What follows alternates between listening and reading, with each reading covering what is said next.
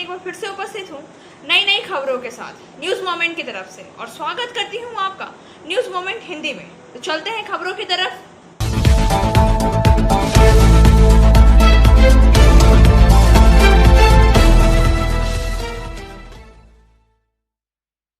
रुईशा की बदहाली, शिवलाल के परिवार का हाल। 21 सितंबर 2021 को हमने अपने समाचार में यह बताया था कि चितरंजन स्थित प्रसिद्ध Saint Joseph Convent Senior Secondary School Ashok Avenue Chittaranjan की महान शिक्षिका नीतू दत्ता अपने पिता शिवलाल रजक, उनकी माता रजनी देवी और भाई अमित कुमार दहेज उत्पीड़न और हत्या के प्रयास के मामले में रुईशा कावेरी द्वारा कटिहार में दर्ज केस संख्या 485-21 जो धारा 498A, 341, 323, 325, 307, 379, 427, 504, 34, 34 DB एक्ट में गिरफ्तारी से बचने हेतु फरार चल रहे हैं। इस संबंध में यह बता देना अत्यंत आवश्यक है कि सेंट जोसेफ कॉन्वेंट की महान शिक्षिका नीतू दत्ता, जिन्होंने वर्ष 2013-14 में अपने पति को हत्या के प्रयास और DB एक्ट के झूठे मुकदमे में फंसाकर उनका जीवन बर्बाद कर दिया और अभी तक अपनी गवाही बार सम्मन अरेस्ट वारंट जारी किए जाने के बावजूद भी पूरी नहीं की है, जबकि सेंट जोसेफ कॉन्वेंट की महान शिक्षिका नीतू दत्ता का विवाह 26 नवंबर 2001 में जमालपुर में संपन्न हुआ था। विवाह में उपहार के रूप में उनके पति को सिर्फ एक शर्ट पैंट और जूता दिया गया था। जूते के साथ मौजा नहीं मिलने पर भी कभी भी उनके पति ने मौजे की मांग नहीं की। 2002 में से लेकर 2012 तक प्रत्येक वर्ष होली और दशहरे में सेंट जोसेफ कॉन्वेंट की महान शिक्षिका नीतू दत्ता अपने परिवार, भाई बहन, माता पिता को हर होली और दशहरे में करीब 20,000 रुपए के कपड़े भेजा करती थी, जिसका कभी भी उनके पति ने कोई विरोध नहीं किया। शादी से पहले सेंट जोसेफ कॉन्वेंट की महान शिक्षिका नीतू दत्ता के बारे में यह बताया गया था कि वह नोट्रेडम एकेडमी जमालपुर में कक्षा 10वीं की परीक्षा CBSE नई दिल्ली से उत्तीर्ण की है तथा CBC रसायन प्रतिष्ठा उत्तीर्ण है, जबकि बाद में यह पता चला कि जमालपुर में एक नकल करके पास कराने वाले बदनाम विद्यालय से बिहार विद्यालय परीक्षा समिति पटना से 10वीं की परीक्षा पास की है तथा BSc केमिस्ट्री ऑनर्स पार्ट 2 की परीक्षा में सुंदरवती महिला महाविद्यालय भागलपुर, तिलका मांझी भागलपुर विश्वविद्यालय से सम्मिलित हुई थी, परंतु फेल हो चुकी है। सेंट जोसेफ कॉन्वेंट की महान शिक्षिका नीतू दत्ता को UPSC की परीक्षा या प्रतियोगिता परीक्षा या अपनी योग्यता के बल पर शिक्षिका की नौकरी नहीं पाई, बल्कि उन्हें उनके पति के अधीन Saint Joseph Convent Senior Secondary School की उस समय की प्राचार्य सिस्टर टेरेसा मार्टिस PhD की तैयारी कर रही थी। उन्होंने महान शिक्षिका नीतू दत्ता के पति के रुतबे और सम्मान एवं कहने पर महान शिक्षिका नीतू दत्ता को पहले सब्स्टिट्यूट, फिर कॉन्वेंट, बाद में प्रोबेशन तथा अंत में स्थायी रूप से एक शिक्षिका के साथ स्थायी नियुक्ति पत्र जारी करके नियुक्त कर दिया। उस वक्त सभी लोगों को यह आश्चर्य हुआ कि यह हिंदू महिला को मिशनरी स्कूल में इतनी जल्दी स्थायी नियुक्ति आखिर मिली कैसे। नियुक्ति के वक्त महान शिक्षिका नीतू दत्ता को शैक्षणिक योग्यता मात्र इंटर पास थी।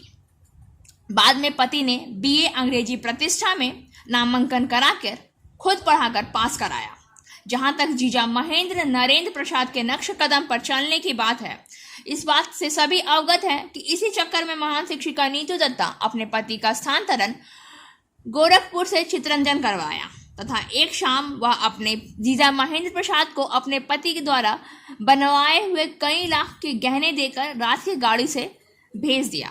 सुबह में ही इस घटना की जानकारी बेटी द्वारा होने पर पति द्वारा आपत्ति प्रकट करने पर, चूंकि यह कई लाख के गहने थे पति द्वारा बनवाए गए थे, न कि महान शिक्षिका नीतू दत्ता के पिता के द्वारा, निर्दोष पति को पहले जीजा नरेंद्र प्रसाद और उनके 2 दोस्तों ने के द्वारा आवास पर मारने की कोशिश की गई। बाद में पति पर झूठा मुकदमा दायर कर दिया गया कि सेंट जोसेफ कॉन्वेंट की महान शिक्षिका ने कभी भी अपनी बेटी के बचपन में के टट्टे किए हुए कपड़े नहीं धोए। उनके पति ड्यूटी से आने के पश्चात ऐसे सभी गंदे कपड़े साफ किया करते थे, लेकिन बाद में बेटी को गलत तरीके से उन्होंने हड़प लिया। भाग्य की यह विडंबना देखिए। कॉन्वेंट स्कूल की कुछ घटिया और फालतू सहेलियां जो उन्हें सेंट जोसेफ कॉन्वेंट की महान शिक्षिका का साथ देती थी, उनके लिए जासूसी किया करती थी। वह उनके पति से संपर्क बढ़ा लिया और उन्हें पल पल की महत्वपूर्ण खबरें प्रदान करने लगी।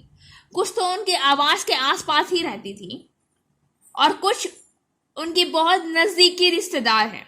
इस संबंध में यह जानकारी मिली है कि रुईसा कावेरी द्वारा केस दर्ज कराने में 20 सितंबर 2021 को ही शिवलाल रजक के पैतृक आवास जमालपुर में गिरफ्तारी हुई, छापेमारी की गई और सभी नामजद अभियुक्त फरार बताए गए हैं। बड़ा सुपुत्र आतिश कुमार और उसकी पत्नी रानी देवी व पुत्री आराध्या घर में उपस्थित थे।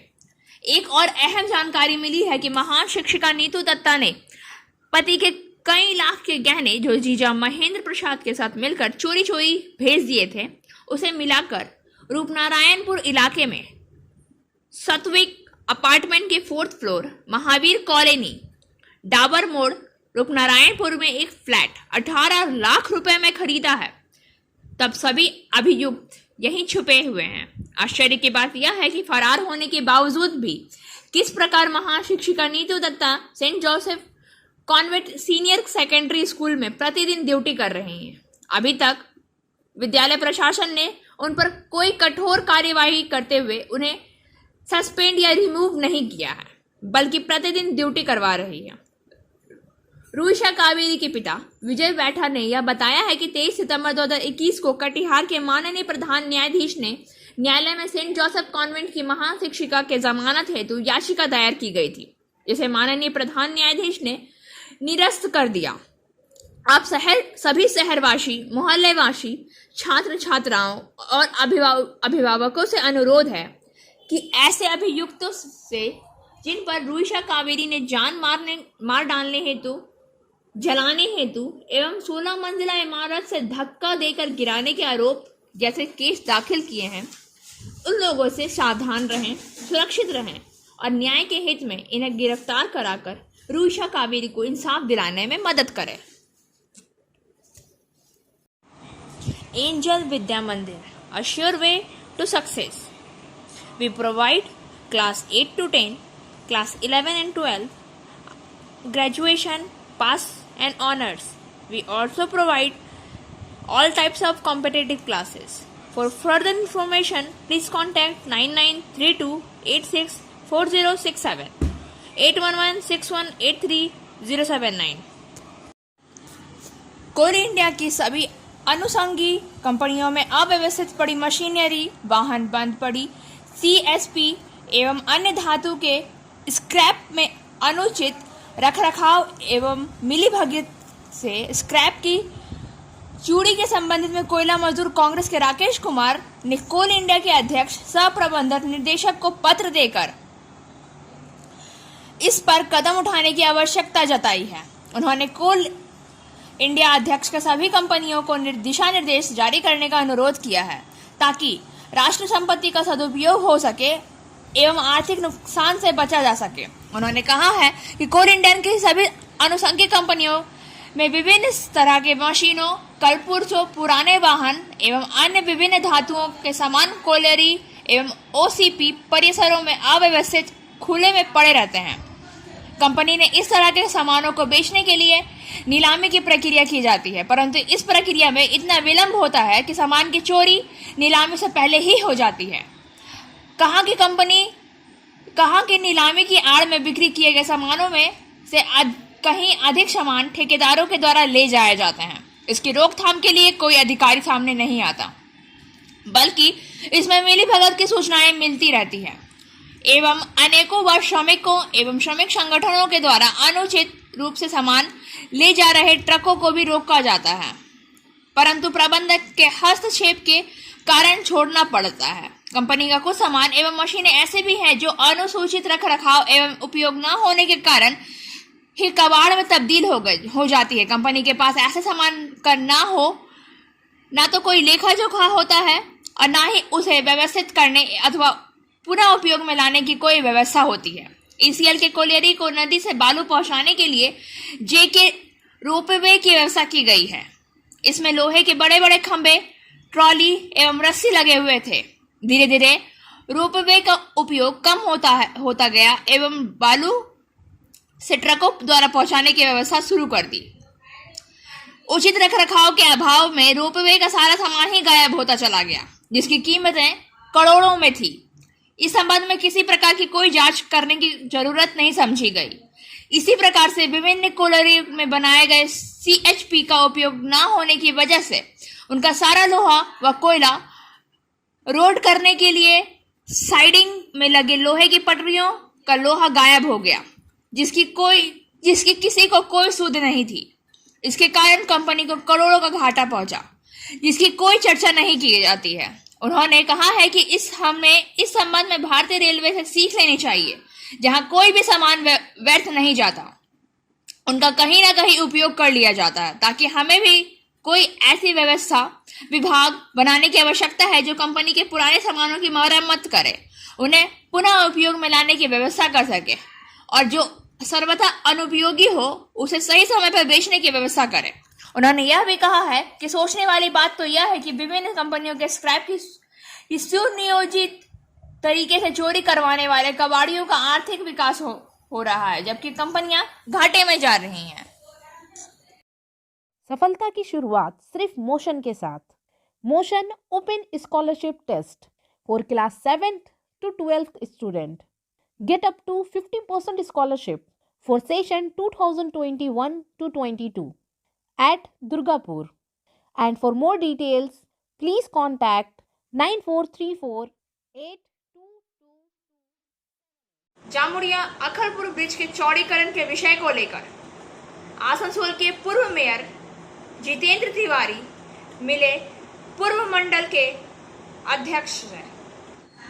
जामुड़िया प्रवेश करने के लिए मुख्य मार्ग पर स्थित अखलपुर ब्रिज के चौड़ीकरण को लेकर आसनसोल के पूर्व मेयर सह भाजपा तिवारी पूर्व रेलवे के महाप्रबंधक अरुण अरोड़ा से मिले। जितेंद्र तिवारी ने कहा कि पूर्व रेलवे की जीएम से मिलकर जामुड़िया के अखल ब्रिज की ओर ध्यान आकर्षित करना होगा। जामुड़िया के लाखों लोगों की वर्षों से मांग है कि इस पुल को चौड़ा किया जाए, इससे जामुड़िया के विकास को और गति मिलेगी। उन्होंने कहा कि अंडाल सीतारामपुर रेलखंड बाया इकड़ा स्थित अखलपुर ब्रिज की हालत काफी जर्जर है, जिसके कारण दुर्घटना की आशंका बनी रहती है। यह पुल जामुड़िया अंचल को आसनसोल से जोड़ने के मुख्य मार्ग पर स्थित है। रोजाना इस पुल में हजारों लोगों का आवागमन होता है।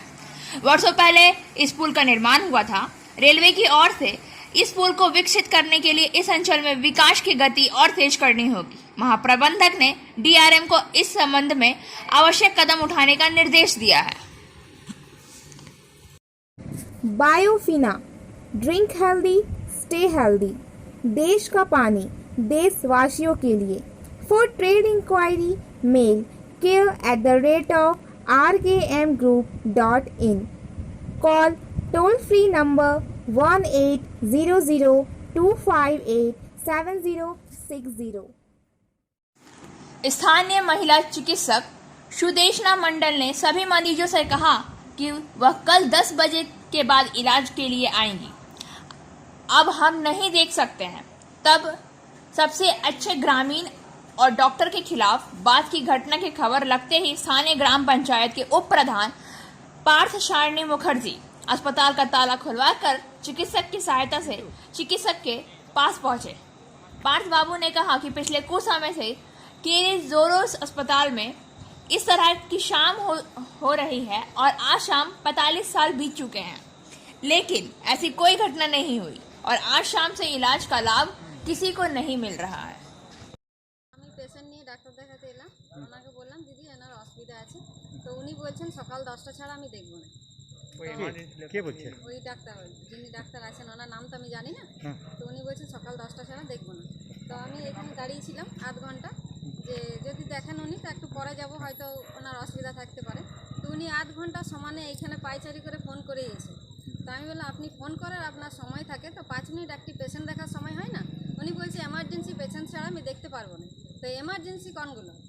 মানুষ শরীর খারাপ হলে হসপিটালে আসে, ঠিক আছে, উনি বলছেন এমার্জেন্সি, তাহলে কি মাথা ফাটা, পা ভাঙা এগুলো ওনার কাছে এমার্জেন্সি, বাকি জ্বর, বমি, ব্যথা এগুলো এমার্জেন্সি নয়?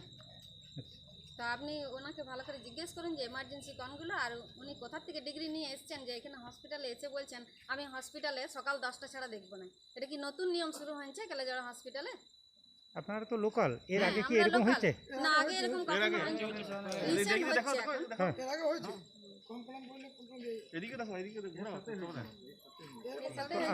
আপনারা কিভাবে আবার দেখালেন?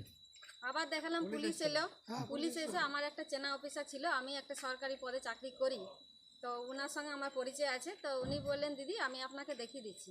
তো উনি নিয়ে গেলেন, তারপর দেখালেন, দেখানোর পরে পেশেন্ট এই যে কাগজ দিয়েছেন উনি, তো পেশেন্টকে জিজ্ঞেস করা নাই কী হয়েছে, কিসের ব্যথা, কিসের জন্যে, উনি টেস্ট কটা লিখিয়ে দিচ্ছেন আর ওষুধ দিয়েছেন। তো আগে যখন বলেছিলাম অসুবিধার কথাটা, সেটা শুনেই উনি ওষুধ লিখেছেন, কিন্তু এখনও পর্যন্ত জিজ্ঞেস করা নেই যে কী হয়েছে, আপনার কী অসুবিধা আছে। তো ওনাকে তো পেশেন্টকে জিজ্ঞেস করা দরকার, কি ছুঁয়ে দেখাও দরকার, কি ওর কি করোনা হয়ে যাবে নাকি। আপনার কি নামটা? আমার বর্ণালী রায়। जामुड़िया गांव में भोज खाने आए दामाद पर हमला, इलाका बना रन क्षेत्र। जामुड़िया थाना अंतर्गत जामुड़िया गांव में पुरानी रंजिश को लेकर शंकापुर में भोज खाने आए दामाद शेख गफ्फार पर कुछ लोगों ने जानलेवा हमला कर दिया। धारदार हथियार से जख्मी गफ्फार को इलाज के लिए आसनसोल जिला अस्पताल में भर्ती कराया गया। वहीं घटना के बाद आक्रोशित लोगों ने हमलावर के खिलाफ मुखर हो गए, जिसके कारण स्थिति तनावपूर्ण हो गई। घायल गफ्फार को अस्पताल ले जाने परिजनों ने बताया कि गफ्फार शंकरपुर में रहते हैं और उनका बहनोई है जो भोजन खाने के लिए आया हुआ था। तभी उनके रिश्तेदारों ने उन पर हमला कर दिया। हमला क्यों किया गया यह उन लोगों को पता नहीं है। उनके बीच कुछ पुराना विवाद हो सकता है, जिसके बाद आक्रोशित महिलाओं ने हमलावरों का विरोध किया। इससे स्थिति तनावपूर्ण हो गई। पुलिस के हस्तक्षेप के बाद स्थिति नियंत्रण में आई।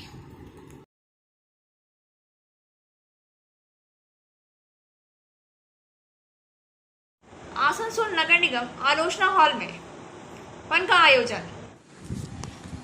आज एक किताब आसनसोल नगर निगम के आलोचना हॉल के प्रांगण में नज़ीर अहमद यूसुफी शख्सियत और फन का विमोचन किया गया। कार्यक्रम के अध्यक्षता एहसान शाकिब ने की और संचालन इम्तियाज अहमद अंसारी ने किया। इसकी शुरुआत अब्दुल मोनाफ इलियासी और तीरावती की कविता से हुई। वहां उपस्थित गणमान्य व्यक्ति थे डॉक्टर इकबाल हुसैन, जैनब नसरुल्लाह नासर, नौशाद साहेब, जफी साहेब, WBCS अधिकारी, अंजुम रुमन, नाजीर अहमद यूसुफी, डॉक्टर सबरा खातून, हेना, मेराज अहमद मेराज और कई अन्य लोग। Like, share and subscribe and forward YouTube channel News Moment.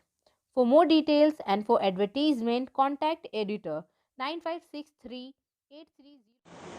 Asansol Ahmedabad special की उद्घाटनिक यात्रा मधुपुर से प्रारंभ। आसनसोल एक औद्घाटिक स्पेशल यथा ट्रेन संख्या 09436 आसनसोल अहमदाबाद स्पेशल 26 सितंबर 2021 रविवार को मधुपुर से संध्या 16 बजकर अपने यात्री आरंभ करेगी और यात्रा के तीसरे दिन 9 बजे अहमदाबाद पहुंचेगी। ट्रेन संख्या 09436 और 09435 आसनसोल अहमदाबाद आसनसोल स्पेशल ट्रेन की नियमित सेवा के बारे में बाद में अधिसूचित की जाएगी। यह भी उल्लेखनीय है कि ट्रेन संख्या 09483 और ट्रेन संख्या 09484 अहमदाबाद बरौनी अहमदाबाद स्पेशल को बाया पटना जसीडीह सप्ताह में एक बार आसनसोल तक विस्तारित किया जाएगा।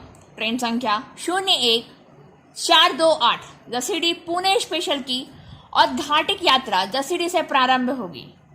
एक औद्घाटिक स्पेशल यात्रा 01428 जसीडी पुणे स्पेशल 27 सितंबर 2021 अर्थात सोमवार को जसीडी से 1:15 में अपनी यात्रा आरंभ करेगी और यात्रा के दूसरे दिन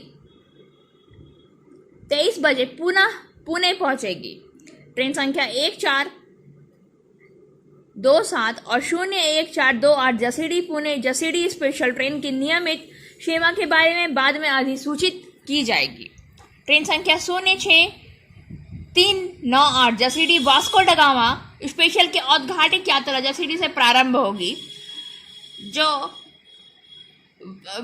जो ट्रेन संख्या 06398 Jasidih Vasco da Gama special 28 सितंबर 2021 को जसीडी से 13:15 में अपनी यात्रा आरंभ करेगी और यात्रा के तीसरे दिन 14:40 में पुणे पहुंचेगी। ट्रेन संख्या 06397 और 06398 Jasidih Vasco da Gama Jasidih special train को नियमित सेवा के बारे में बाद में अधिसूचित की जाएगी। राष्ट्रीय राजमार्ग नंबर 32 पर काफी गड्ढे हैं। गड्ढों में पानी जमा होने की वजह से रास्ता काफी जर्जर हो गया है। महिलाओं ने प्रदर्शन कर किया विरोध। जिले के बलरामपुर मुख्य शहर में गुजरने वाली राष्ट्रीय राजमार्ग नंबर 32 पर लंबे समय से स्थित गड्ढों के कारण सड़क की हालत काफी जर्जर हो गई है। सड़क पर स्थित इन गड्ढों में पानी जमा होता जा रहा है। विडंबना यह है कि सूरज उगते ही सफेद धूल भी उड़ रही है। इसे निजात पाने के लिए शुक्रवार को महिलाओं ने सड़क अवरोध किया। जानकारी के अनुसार बलरामपुर सड़क की इस जर्जर हालत के विरोध में महिलाओं ने एकत्र होकर काली ताला मंदिर के सामने सड़क जाम किया। महिलाओं ने सड़क का तत्काल निर्माण करने की मांग की है। मांग को लेकर राष्ट्रीय मार्ग को जाम कर दिया गया। बाद में बलरामपुर थाने की पुलिस ने जाकर महिलाओं को हटाया। घटना को लेकर बलरामपुर में तनाव फैल गया है। आसनसोल मंडल में स्वच्छता परिसर का दूसरा दिन। पखवाड़ा व्यापी कार्यक्रम स्वच्छता पखवाड़ा का शुभारंभ 16 सितंबर 2021 को हुआ था, जो कि 30 सितंबर 2021 तक जारी रहेगा।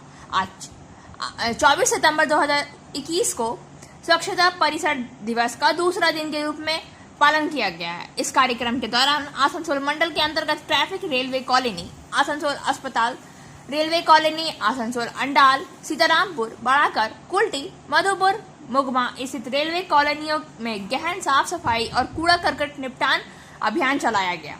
साथ ही आसनसोल, चितरंजन, दुर्गापुर, जसीडी के विश्राम कक्षों और प्रतीक्षालयों तथा आसनसोल, चितरंजन, बड़ाकर, मधुपुर के विश्राम गृह, चितरंजन रेलवे स्टेशन, जसीडी स्थित सामूहिक शयनागार की गहन साफ सफाई की गई। इसके अलावा मधुपुर हेल्थ यूनिट स्थित अस्पतालों की गहन साफ सफाई भी की गई। रेलवे परिसर में सौंदर्यीकरण के उद्देश्य से आसनसोल मंडल की लोको कॉलोनी, आसनसोल रेलवे सुरक्षा बल कार्यालय, बड़ाकर में पौधारोपण और बागों का प्रांगणों की रखरखाव और पेड़ों की सुव्यवस्थित ढंग से छटाई की गई। आसनसोल क्लब में आयोजित कार्यक्रम के दौरान मलय घटक के हाथों पार्टी का झंडा थमाकर कई लोगों ने ली सदस्यता। आसनसोल बार एसोसिएशन के अध्यक्ष राजेश तिवारी उर्फ बंटी के नेतृत्व में सैकड़ों भाजपाइयों ने आसनसोल क्लब के सभागार में आयोजित कार्यक्रम में राज्य के विधि, कानून व लोक निर्माण मंत्री मलय घटक के हाथों त्रिमूल झंडा थमाकर त्रिमूल की सदस्यता ली। मौके पर INTTUC के जिलाध्यक्ष अभिजीत घटक, त्रिमूल नेता सह अधिवक्ता मुनीर बेग सहित सैकड़ों अधिवक्ता मौजूद रहे। कार्यक्रम में अपने विचार रखते हुए श्री मंत्री मलय घटक ने कहा कि मुख्यमंत्री ममता बनर्जी के नेतृत्व में 2011 के बाद आसनसोल में काफी विकास कार्य किया गया है। आज आसनसोल कोर्ट का समुचित विकास का प्रयास किया जा रहा है। सभी को आज एकजुट होकर राज्य की मुख्यमंत्री ममता बनर्जी के हाथों को मजबूत करने और अंग लोकसभा के चुनाव में उन्हें भारी मतों से विजयी बनाने ताकि देश की प्रधानमंत्री बन सके।